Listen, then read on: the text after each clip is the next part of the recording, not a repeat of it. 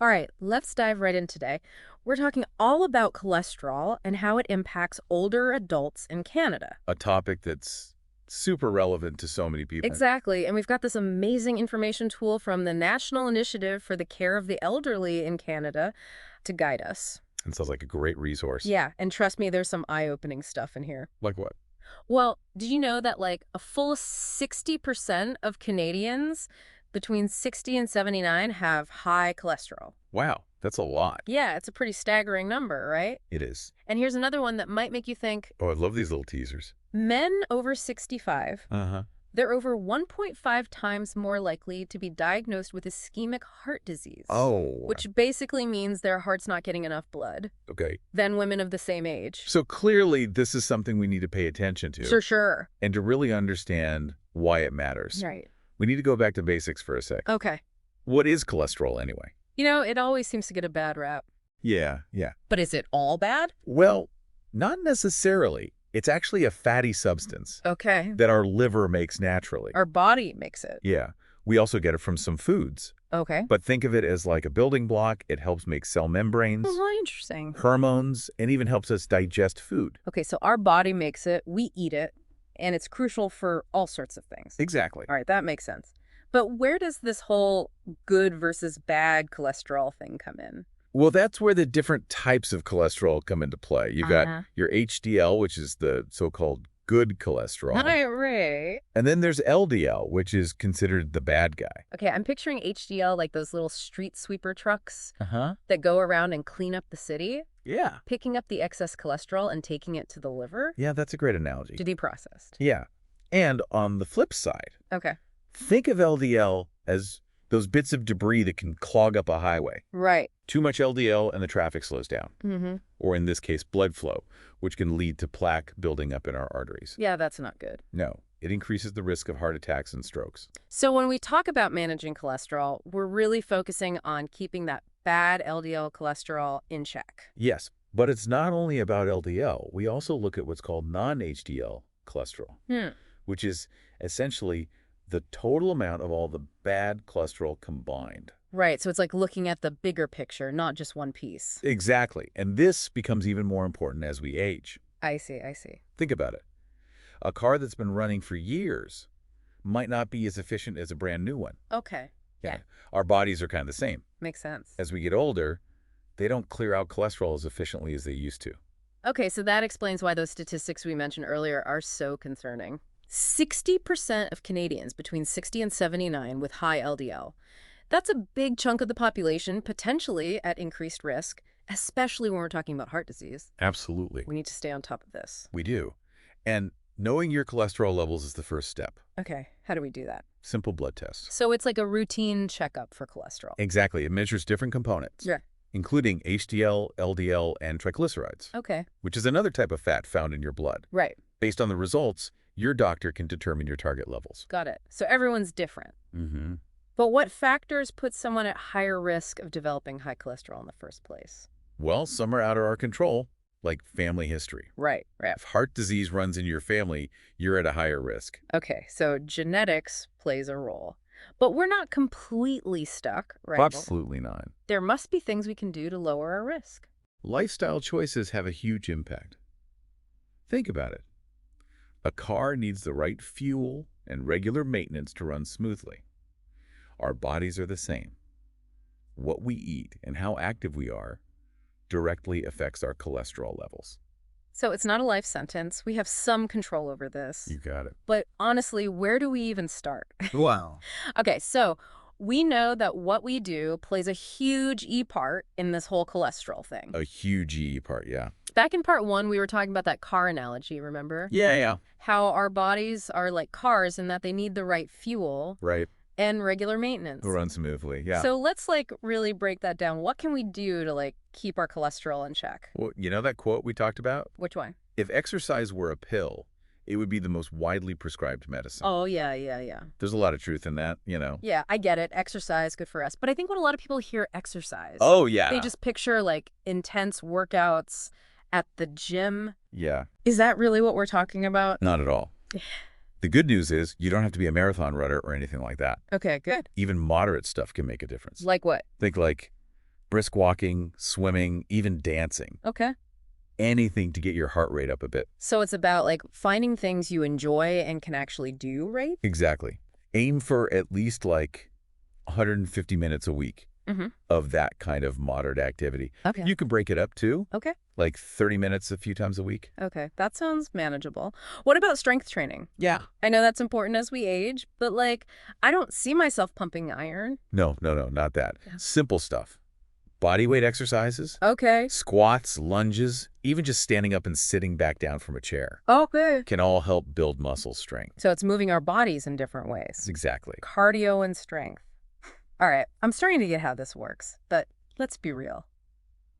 Exercise is only part of the equation. Yeah. What about the food we're putting in our bodies? Right. We can't outrun a bad diet. Right? Yeah. And that brings us to another great quote. Okay. This one is often attributed to Hippocrates. Let food be thy medicine, Ooh, I'd love that one. and medicine be thy food. It really shows how powerful food is for our health. Absolutely. Like for better or for worse. Yeah, exactly. Yeah. So when we're talking about cholesterol, what does food as medicine look like? Yeah. Give us the details.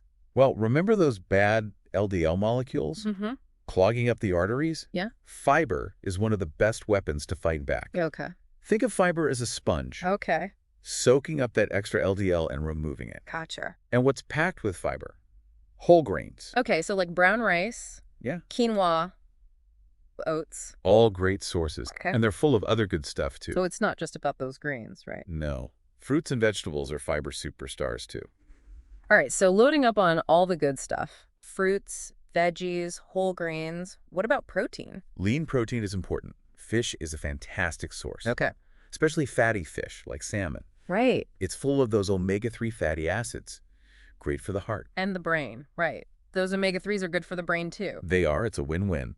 And don't forget plant-based proteins. Right. Like what? Beans, lentils, tofu, all packed with fiber and nutrients. It's a theme. It is. Okay, so fiber, protein, what about fats? Yes. I know some are good, some are bad. Right. Well, you want to limit saturated and trans fats. Okay. Those raise LDL cholesterol. So bad fats. Yeah. Focus on the unsaturated fats. Okay. Like the ones you find in avocados, nuts, olive oil. Good fat. Those are actually good for your heart. No, making smarter choices, basically. Exactly. But let's be real. Completely changing what you eat overnight, Yeah, right. not easy. Not at all. So for someone who's like overwhelmed by all this. I would say start small. Okay. Pick one or two things to focus on. Maybe swap white bread for whole grain, Okay, yeah. or add an extra serving of veggies to your dinner. Okay. Little things make a difference. That's good advice. And I imagine like working with a registered dietitian could be helpful Oh, absolutely. to like personalize the stuff. They can help create a plan that fits you. Okay, yeah. And don't underestimate cooking at home more. Oh, yeah. Way more control over ingredients that way. That's true. You can avoid all that added sugar, Yes. salt, and unhealthy fats that are in so much processed food. Right. And restaurant meals. Exactly. So we've covered exercise, we've talked about food, Mm-hmm. but sometimes even with good habits, Yeah. medication might be needed Right, right. to really manage cholesterol effectively. That's something people talk about a lot. Yeah. So in part 3, we'll get into cholesterol medications, Okay. all the pros, cons, and everything in between. Stick with us. Welcome back. We've covered a lot of ground already, from understanding cholesterol to all those lifestyle changes Diet, exercise, yeah. that can help keep it in check. And in this final part, we're tackling something that I think sparks a lot of conversation. Oh, yeah. Even controversy sometimes. For sure. Medication for high cholesterol. Yeah, it's definitely a subject that can feel a bit overwhelming with so much info out there. It is. And sometimes, misinformation swirling around online. Absolutely. That's why it's so important to have these convos Yeah. with your healthcare provider. Right. They can assess your risk, explain the potential benefits and risks, and really help you make informed choices. It's all about personalized care. Exactly. So no one-size-fits-all approach. Let's jump in. Okay. We mentioned statins earlier. Mm-hmm. Can we unpack those a bit? Sure. What exactly are they and how do they work? Okay, so statins are a type of drug that basically blocks an enzyme in your liver. That's responsible for making cholesterol. So it's like turning down the faucet on cholesterol production. Yeah, exactly. They're really effective at lowering LDL. That bad cholesterol. Right. So they're not removing existing cholesterol, they're just stopping more from being made. Exactly. And that's why they're so commonly prescribed. They've been around for a long time Okay, and have a really good track record of reducing heart attacks and strokes. that's good. But I've also heard that statins can have some side effects. Yeah, What are some of those and how common are they? it's true. Statins, like any medication, can have side effects. Okay. Some people get muscle aches or weakness. Hmm. Some might have digestive issues or changes in their liver enzymes. But it's important to remember, not everyone experiences side effects. Right. And for a lot of people, the benefits really outweigh the risks. It sounds like a balancing act. Yeah. Weighing the potential side effects with, addressing the cholesterol itself. Yeah. And that's why open communication with your doc is so Yeah. important. They Right. can monitor you, adjust dosages, Right. maybe even look at different meds if needed. So finding what works for you. Yes. Are there other options besides statins? There are. There's Zetamib, Okay. which works a bit differently. It blocks cholesterol absorption from food. Okay. And some people do well with combo therapies, Okay. taking a statin along with another cholesterol-lowering drug. So again, lots of options. Exactly. It's a toolbox. Right. And your doc can help you figure it out. I've also heard people talk about statins being overprescribed. Yeah. Is there any truth to that? It's complicated. Yeah. Some experts argue that for people at low risk of heart disease, Okay. lifestyle changes should be the main focus. Makes sense. Medication is a last resort.